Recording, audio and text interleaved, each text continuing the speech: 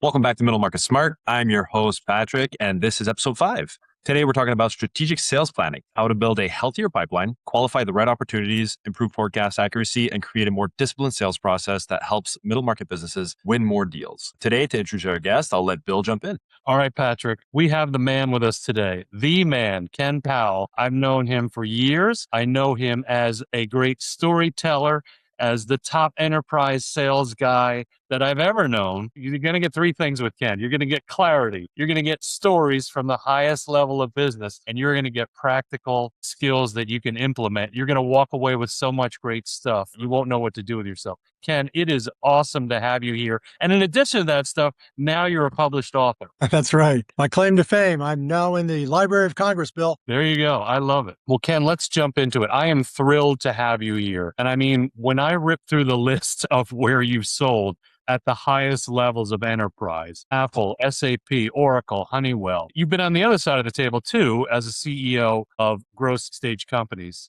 Give our listeners the 60-second version of what drove you to write Raise the Bar and Step Up series. You know, it's having been in sales, and it goes way back early in my career, being around great sellers at these phenomenal companies. When I joined Oracle, it was a sub $1 billion company. It was like 9 something, and it was almost gone out of business. A lot of people don't know that. However, I would go on sales calls in my territory with some really, really interesting people, and I carried a journal. And I would take notes. It could be style, technique. It could be what they did day in, day out. I've had all these conversations because I wanted to raise my bar. I wanted to be really good at this career, and I wanted to be hugely successful and make a lot of money. But for me, the whole money thing is nothing more than a metric of success. I knew if I did my job and did it really well, I would earn a good keep. And so as I went through my career, I realized when I would get recruited to another company or went to another company, it was about applying things that made me great to the masses. And there happened to be one company called McAfee, which was a $180 million antivirus company, that I was grabbed by the CEO and he said, Ken, I want you to take the next quarter and train the global sales force. I said, I'm not a trainer. I don't know what you're talking about. He goes, no. You've got the lowest average discount and I can take your forecast to the bank. I want everybody else across the globe to do that. I'm like, what do I do? And so I actually went to Borders bookstore because back then there was nothing else to go. And I went to go look at the self-help books on sales. And they were like, be like me and you too can be great. You know, you had the Buck Rogers book from IBM and I'm going, wait a minute, that's not what people want to hear. That's not what I wrote, in my journal, I don't think. So I went back and I looked at that journal. And what was interesting, and this was over probably a decade of notes, there were 2 columns. I called one style and technique and one habit, what people did day in, day out. And the other thing is to be like me and you too can be great. And now I'm sitting here trying to think about what am I going to train these people on? Because I don't think I was doing anything that great. I mean, I was just doing what you're supposed to do. What are you supposed to do? And that became really what I called sales 101. And then I realized they were habits. Yet, how do you make a habit and make it become a discipline? And what's first? What's habit? What's discipline? That's what I said. I said they become habits and habits become disciplines. And that's what this was all about.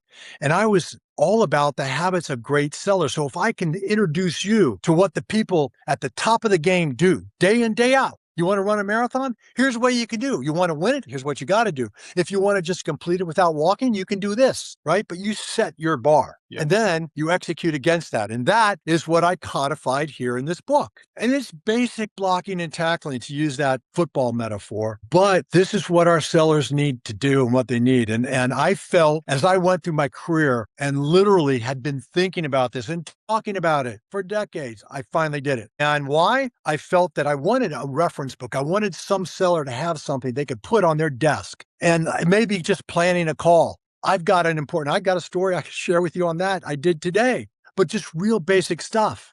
Did you plan your call? What is the outcome? What are the objectives? What do they want to get from you? Just basic thinking. Yes, it's obvious, but we don't do it. I was nervous, by the way, because like I said, I'm not a trainer. And I went in and told people what I'm doing. And this lady from New Jersey came up to me and, she'd been selling for 30 years. And she goes, Ken, she was a smoker. She goes, Ken, I got to tell you, when Frank made me come to this training, because I was like kicking and screaming. But what you told me today reminded me of the things I used to do that got me where I'm at today. And I want to thank you. It was the most rewarding thing I had because I'm going to get back to doing these things. I've Stop doing them. And that was hugely rewarding. And I knew eventually in my career, I was going to do this. I love it. Well, so I have to ask you, because anybody watching this needs about 2.5 seconds to see your energy, type A, but you keep talking about habits. It's the born or made question, right? I mean, someone looks at you and they're like, well, I'm not telegenic like Ken, but you're talking about habits. So talk about that. Yeah. Are you made or born? No, you're definitely made. There's a couple things that happen in anybody's career. You find something you're passionate about, and you can ask people why they like sales. You didn't ask me that, so I'm not going to tell you. But there's a genuine interest in doing what you're doing. So I don't care what your career is. You get passionate about it. You internalize it, and you decide, you know what, I want to excel at this. You don't have to be charismatic.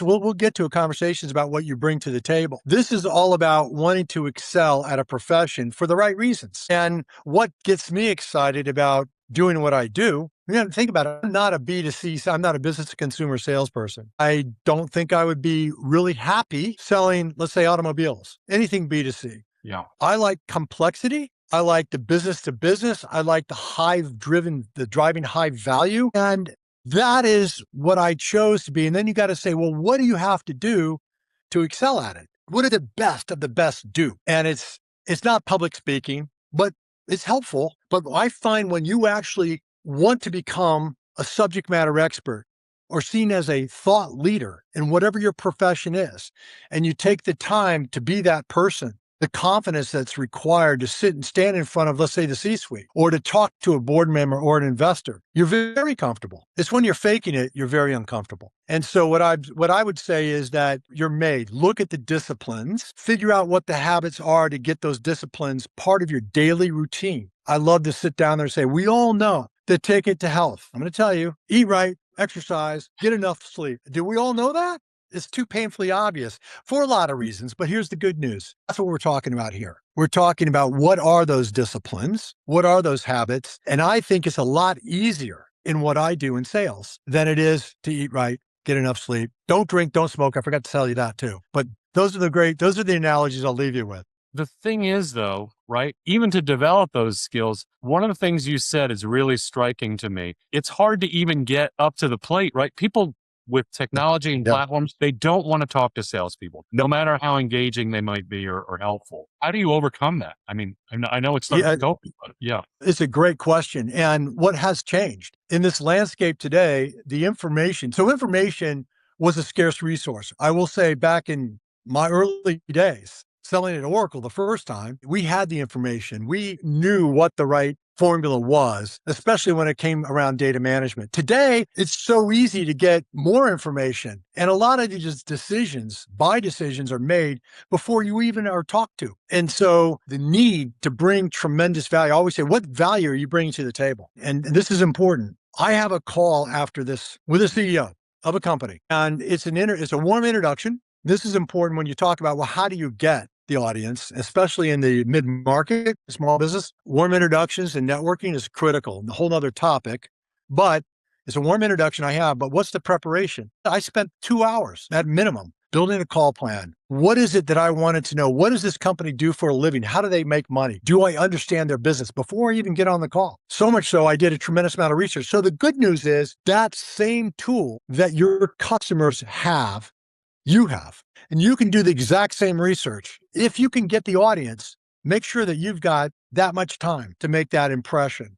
And it's not about selling anything. For me, it's about discovery. I even sent him a prep. I sent him an email. I said, I'm going to share with you something I normally did as part of my call plan. It was, here are the questions I need to figure out. And here's the outcome from my perspective of our meeting. And so I want this CEO to see this guy's, one, prepared, and I am. Number two is these questions are good questions, and they're ones should think of, because you got to remember, a lot of the CEOs that I talk to have a dream, have a destination they're driving their companies toward versus where they're currently at. And that's the chasm that they're trying to solve with guys like me is, how do I get to where I want to go? And my question is, why do you want to go there? And how do you think you're going to get there? And so we actually have a mutual understanding of where we're at today, where we want to go, why, and how we're going to get there. And that's, I want to drive together with a client. The same thing in sales. Here's an important piece. When you're talking to a prospect, They're going to tell you what they think they need. 99% of the reps out there react to, oh yeah, I can do that. Yeah, we've got that. We've been doing a lot for a lot of other people, as opposed to, hold on a second.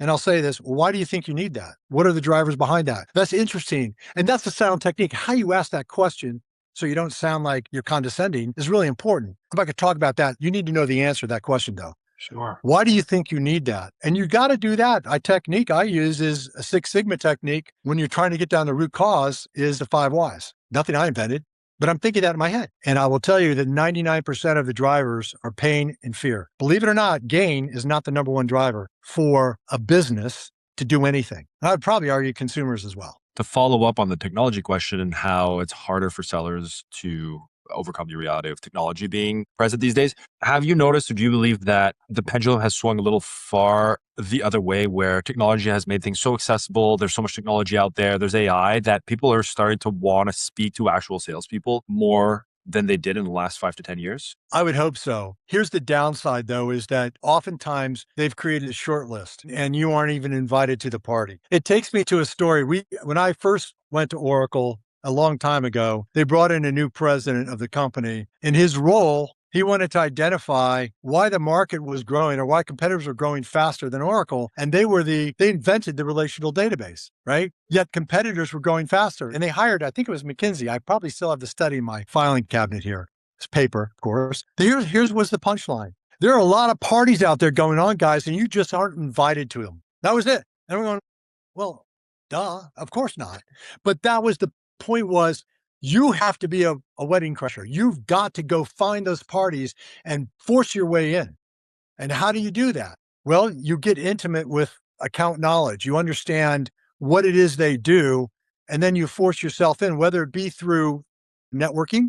I mean, I probably have told the story a lot, but I used to have a biweekly call with another sales guy who sold, not competitive, but is just me to say, hey, what are you hearing? What are you seeing? What's going on out there? With my intent to be able to identify parties that were going on that no one called me in. Remember, Oracle almost went out of business. We were hated back then, literally hated. No one wanted to talk to you. So I've been there for different reasons, but I've been to a place where no one wanted to talk to you.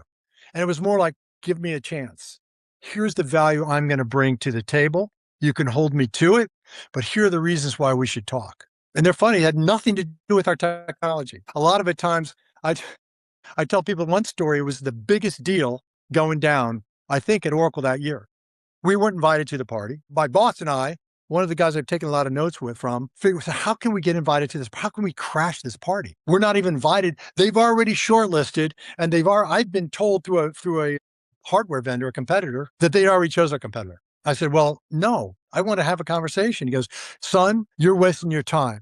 You need to get better control of time management if you want to be successful in sales. That was a long time ago when I was a lot younger. And I said, well, with all due respect, I think we're the best solution, but I appreciate your candor. And I hung up and I went and did what? I engaged the CEO of my company. It was Larry Ellison at that time, to make a call to the CEO of his company. That was my strategy, to sit down there and say, hey, we just want a chance to compete. I'm not asking for your endorsement. I want a chance to compete, and I want your guy to back down. That's all. And then I went to another direction with my boss, and we said, how can we get something in front of the buyer at the customer that would get that person's attention?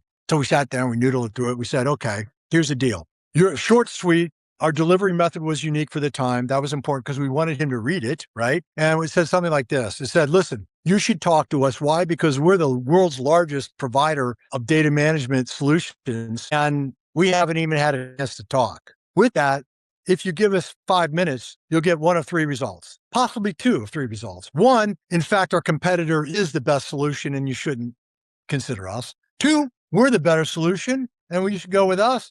3, regardless of what you pick, we will give you whatever data you need to negotiate the best possible price from our competitor. He laughed. He said, come on in, you got 15 minutes. We got the audience. And by the way, punchline, we won. I think I knew that was coming.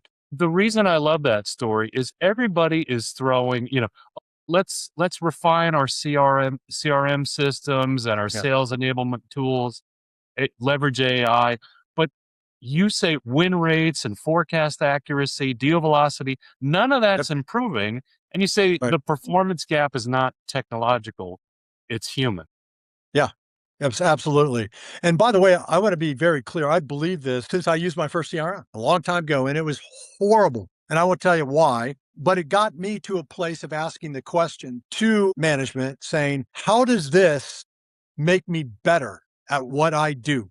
And if it doesn't make me better, I'm not interested. Now, you can say that when you're performing, and I'm a performer. However, that philosophy never left. So anytime as I got in leadership positions, I use the same philosophy. Whatever tools I'm implementing, and I would talk to my sellers and I would identify where the hurdles were. What are the bars we had to raise? And the best way to get them to step up is not technology. It was, as I go back, it was discipline and habit. Now, can technology help you with those discipline and habits? That's the question you have to ask. And if so, in what way? How does the navigation of a CRM need to be for a seller who's constantly in front of customers? I didn't say marketing. I said the seller. This is really important. I've seen CRM systems that had 1,000 or maybe even 2,000 windows, pick lists, blah, blah. So many people want to get a flag, want to lock something in. Was my marketing beneficial? Can we flag it? What was the impact? That's not helping me at all as a seller. Very seller centric here. But I will say that the disciplines are what are really important. So can technology help reinforce the fundamentals? I'll just say the sales 101 that I've outlined in my book. Can you build a CRM to reinforce and help instill the disciplines needed for success? And the answer is absolutely. But technology is not an enabler. It's nothing more than helping to, let's say, instill and codify the disciplines within the individual. So I hope that answers it, but the mission oftentimes is wrong because forecasting accuracy, and I'll get into mindsets because there are mindset issues that sellers need to take as well. But if forecasting accuracy matters to me as a seller, if I have the philosophy or the mindset that I'm running my own business. That's my mindset. I'm the one who put myself in or out of business. I am a P&L. I'm a franchise. As a matter of fact, no one else is allowed to sell my products and services in this franchise. I've got a territory. Think about the franchise model. Yeah. I've got an exclusive. This is an honor, and you've got to respect that. If you don't, go work for someone else, right? You're in the wrong franchise business. If you want to sell chicken, McDonald's probably isn't the right one. Chick-fil-A may be. Really hard franchise to get though, right? So anyway, the point is if you've got that mindset and you run your business as a franchise in your mind, all of a sudden forecasting accuracy does matter, right? It does because I've got to make payroll, man. I love it. If you don't mind, Ken, let's get a little tactical for viewers and listeners. And so you keep reinforcing that you say world-class selling is a set of habits. It could be taught, trained, coached, and measured. And you have a Y4 framework. And we're talking specifically about strategic planning in sales. Can you walk us through the Y4 framework? Yeah, it's real basic. If you think about the questions or the ultimate question, if you're talking to a client or a prospect about a particular pain, fear, or possibly gain, what are you going to ask? Why should they do anything? Why should they do it now? And by the way, what happens if they do nothing? That's the why not. And lastly, why me? Why my solution? You never lead with the why me. And so you sit down and see the Y4 framework. What's the first thing you need to know? What does this company do for a living? Do you understand their business? Number one. And then number two is, do you understand, and I'll also say, what is the pain, fear, gain? And you may not know that, but that's the why should they do anything and why now? And what happens if they do nothing? So status quo. I always say that pain is chronic. Now, if you actually put your hand over a candle flame, what do? I guarantee you, I'll tell you what you're going to do. You're going to burn yourself and you will remove it instinctively. There's not a decision. It just happens. So pain has happened. The fear is pain in the future. Pain move forward. When people have chronic pain, don't forget status quo, do nothing is okay. Why? Well, I've been taking pills for this thing for the last 4 years. This is true. I've talked to clients, say, you know what, Ken, I'm retiring in a couple of years. I'll leave this to my predecessor. I'll leave this to the guy who's taking over for me, the guy's coming in behind me. So we're not going to do anything for the next 3 or 4 years. And that's when I'm going to retire. That was amazing to me. So you got to be kidding me. I was shocked.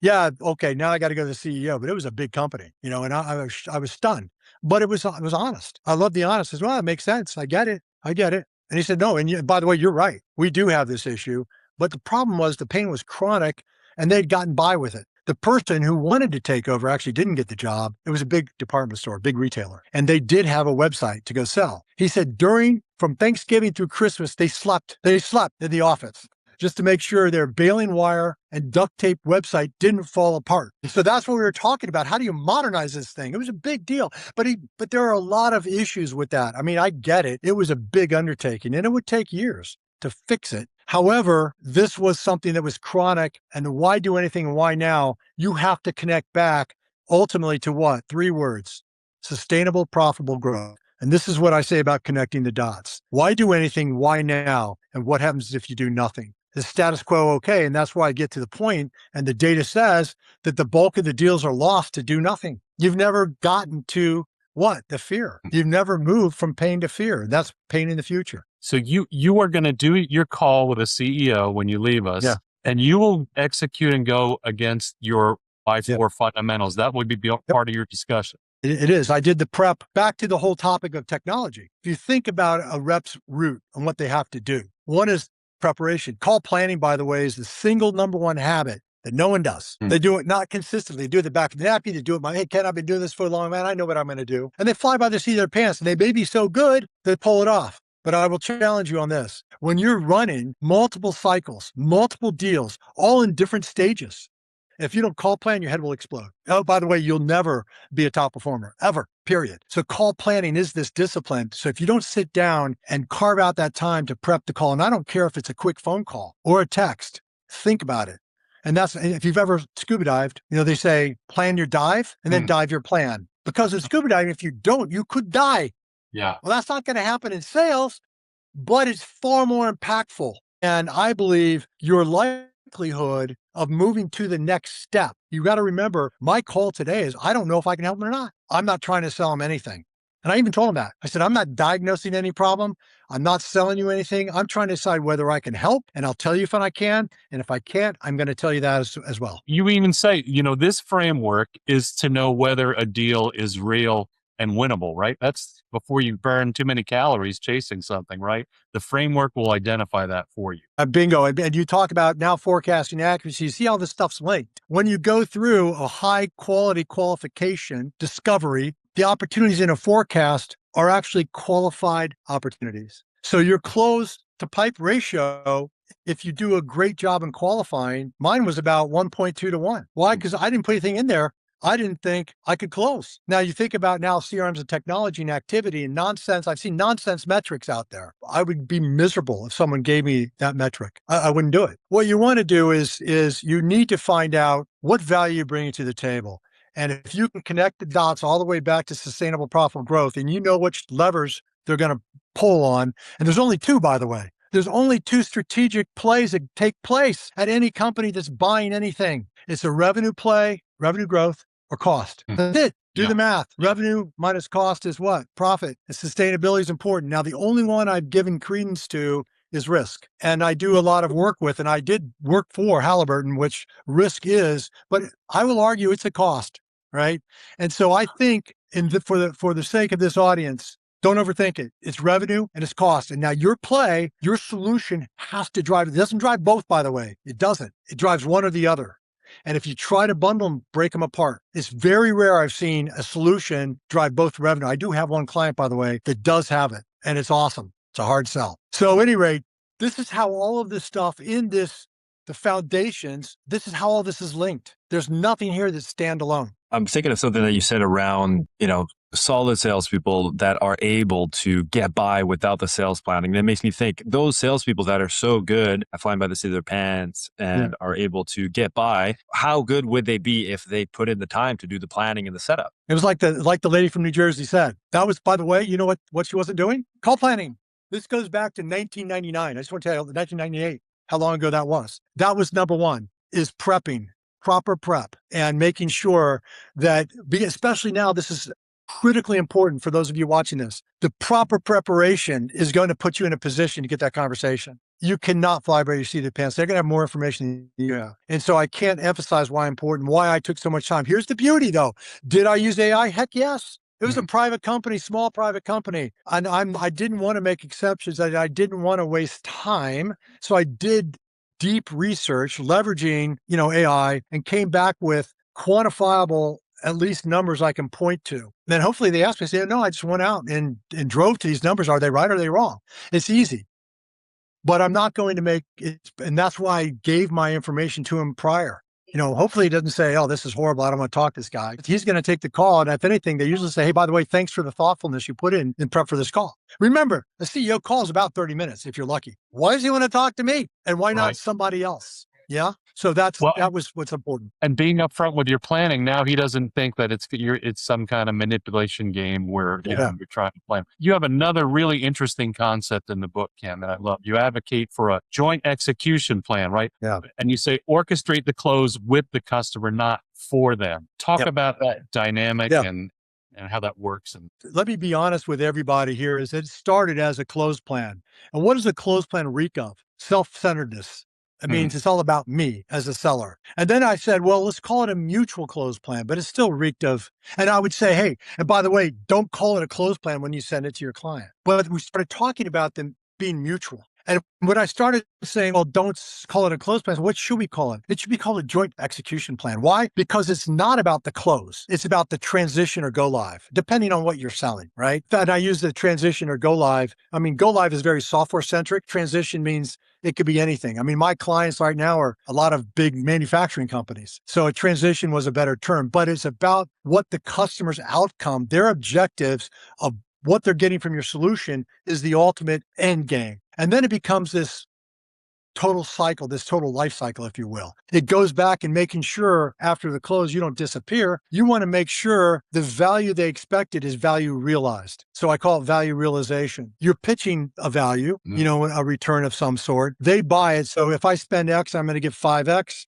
It's called the promise. And then you've got to be sitting, listen, I'm not disappearing. I'm going to make sure this value is realized. And I always tell them, I say, by the way, I don't sell anything. You sell for me. Your success is how I win my next deal. I tell them all the time, my customers sell for me. And if they're not selling for me, then I abandon them and they didn't realize the value. Think about it, especially today in this networking referral business, especially if you're in the small to mid-sized companies, this business is reliant on warm introductions, period. And without the value realization aspects of that full cycle, you're dead in the water. I always tell my clients, I said, hey, by the way, who else could you introduce me to that's doing what? Because these people talk to each other when making buying decisions. My definition of market segmentation is people who reference each other when making buying decisions. Think about it. You want to buy a new car? I've got the car you're thinking about. Hey, Ken, how do you like your car? And if you trust me, and you wouldn't have called me if you didn't, it's a market segment. And so that's the easiest definition that I can think of when I tell people about market segmentation. You brought up trust just now, that it feels like a theme that keeps coming back in terms of, being transparent with the research that you're doing, having all the information so that you can build trust. So who you're selling to or who you're speaking to knows that you know what you're talking about and are actually interested. Do you want to talk a little bit more about the value of building trust and how difficult sometimes it is to build trust quick when you have a 30-minute call to jump into? It is tricky if you do pre-call planning correctly or to the best of your ability. You need to identify what public companies are a lot easier, right? The CEOs, and I already gave you the formula, sustainable, profitable growth. The CEOs get hired and fired, big bonuses or nothing based on those three words. You already understand whether I don't care if it's not for profit either. Those three words are the driving force. I already told you the two plays. Know where your high impact is. And if you have previous business within their industry, market segmentation, that's a perfect credibility statement. So in trust, it's about building credibility. I'm trying to demonstrate that I have some experience in your industry. And if we're lucky enough that we have clients, startups are always the hardest, by the way. But if you look at how they get their business, their warm introductions and the early adopters they're selling to, people that are willing to take big risks at a higher risk discount. So that's early adopter sales, a very different conversation. When you're building credibility, one, a warm introduction is a first credibility shot. Right? Second thing is that you've spent the time and you've done the research to understand their business, to understand their competitors, and knowing that CEOs want to know how you help them adapt, compete, innovate, and grow. Adapt, compete, innovate, and grow. How do you help me do that? So if you're writing your pre-call plan, think those 4 words: adapt, compete, innovate, grow. How can we help them do that? That's what they want to know. They don't care anything about what your solution is. Let me tell you how I've helped other companies in your industry. I don't even need to name them, but they've been this size. They smell, taste, and look like this. They'll know who you're talking about. Really. Is it? So I can't tell you the name. It's in confidence, but let me tell you how we've helped them adapt, compete, innovate, and grow. So what they're doing is they're not going to tell you anything until they trust you. So I'm trying to build credibility and get them to trust me. The only thing they'll tell you is what they think they need. And if you're lucky, so why do you think you need that? I've talked to CEOs, because you know what, Ken? I've got some guys I want you to talk. I've been passed down before. I've approached some of the largest companies in the world, most successful companies in the world, through a warm network. I did a deal with Google, and I got that through Eric Schmidt, the CEO of Google at the time, through an introduction through one of the early VC firms that made an investment, who I knew who that guy was. And I won't tell you who it was, but he facilitated an introduction to Eric Schmidt. I said, okay, I got to make sure my message to this CEO of Google, who everyone, was bowing down to, he could read it in a really small format. At that time, it was a BlackBerry. I said, he's got to read my entire message on a BlackBerry, and it's got to compel him to take action. So think about the prep on that one, right? Every word counted. He reacted to it, and I was on a phone call with Eric Schmidt within 2 hours. Now, that took multiple days of preparation. I want to tell you that. But I got the outcome I wanted, and we ended up doing a really, really cool deal with Google. And you're going to share all those skills and tactics in your book. You've got it. It's all in there. Yeah. Back. That's amazing. Yeah, I think I sanitized a lot of the names, but the Google one was a lot of fun.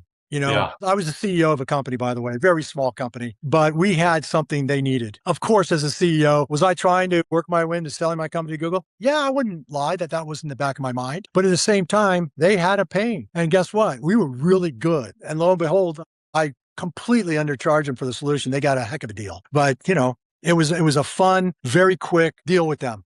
Yeah, and I did ask them to buy us, by the way, so in case everyone was wondering. I love it. So, Ken, put yourself, if you would, in the shoes of a head of sales, VP of sales at a middle market company, right? And they're looking at their forecast. There's a lot of maybes in there. Maybe there's a lot of fiction writing in there. How do they get from that forecast that they don't trust to something they can actually trust? It's an awesome question. So now you have the awesome answer, and it's really simple. And I'm going to tell you, guess what it is? It's the joint execution plan, AKA close plan. Some of the even large companies. I mean, here's a classic, one of my clients. Ken, my forecast is horrible. My people can't forecast at all. They're great salespeople, but they can't forecast. I won't tell you what he said. Worth a darn. And I got to fix it, because my forecast impacts manufacturing. And if I turn in a bad forecast, the manufacturing forecast is horrible. So either we overproduce or we underproduce, but everyone's unhappy. So you talk to, especially people in the manufacturing world, software is not that big of a deal. It's just painful. And so this became, and he knew the answer. And the guy used to work for me. He had gone through all of the disciplines, because anybody who's worked for me in the past, they're like, yeah, this is what I do. Why? Well, Ken made us do it, but he made it part of our life. I gave you the questions to the test. You knew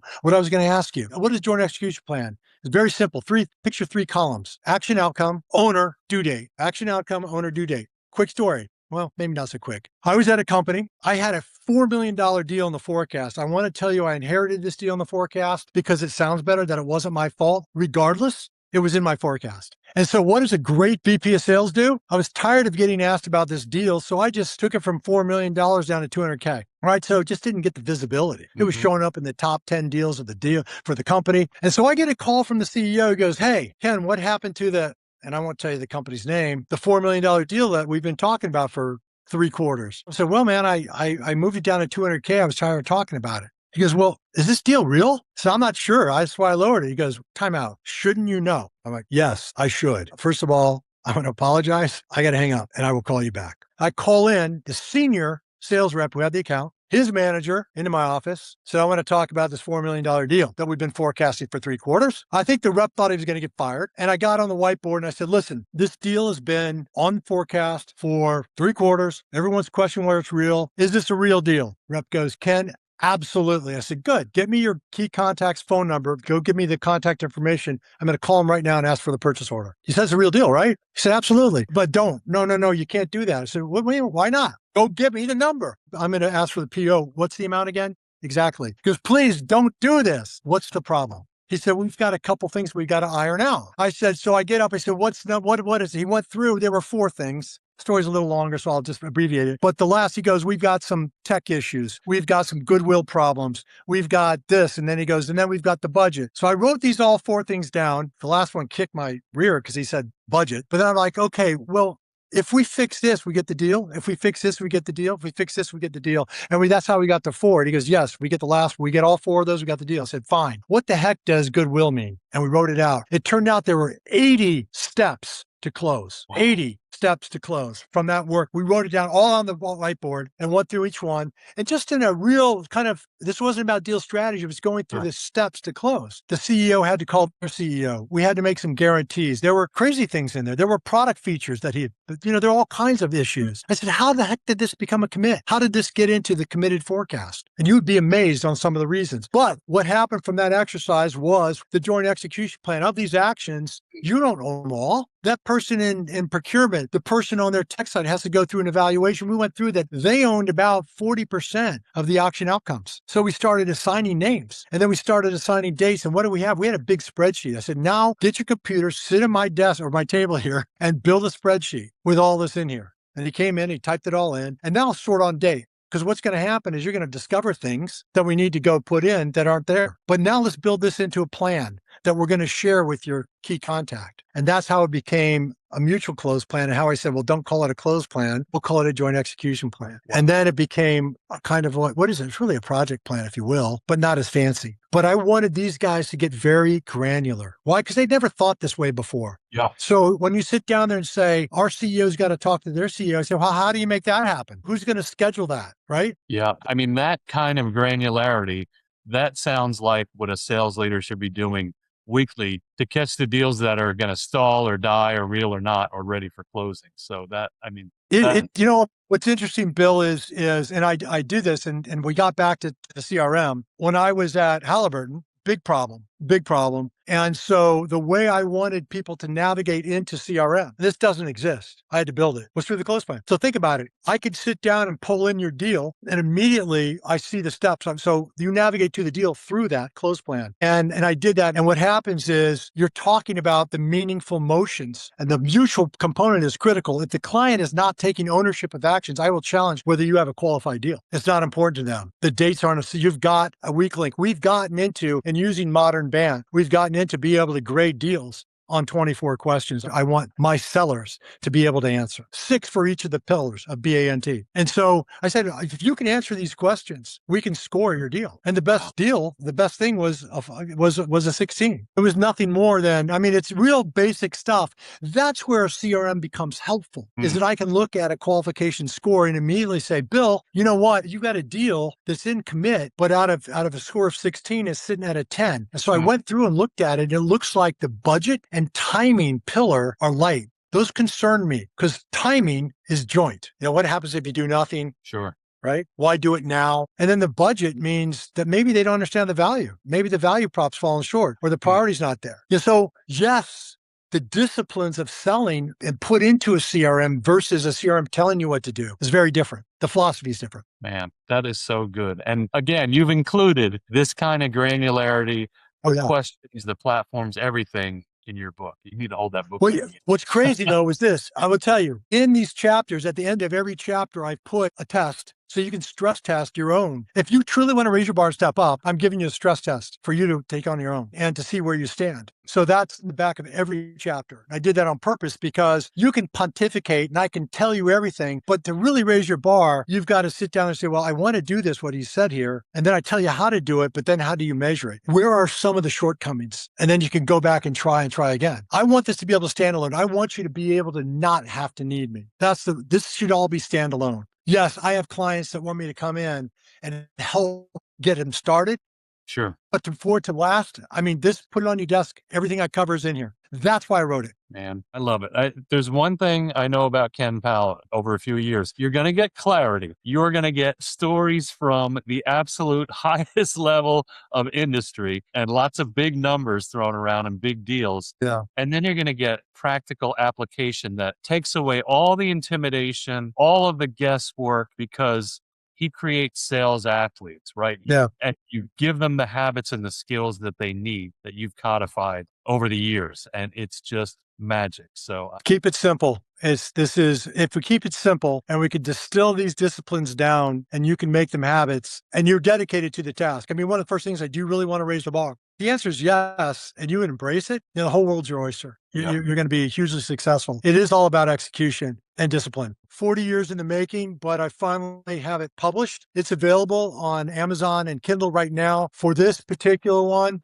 you're going to have to wait till July 30th, but you can put a pre-order in today. And I would love for you to get it. It's written for you, not for me. Put it on your desk. It's a wonderful reference. And I definitely look forward to your feedback.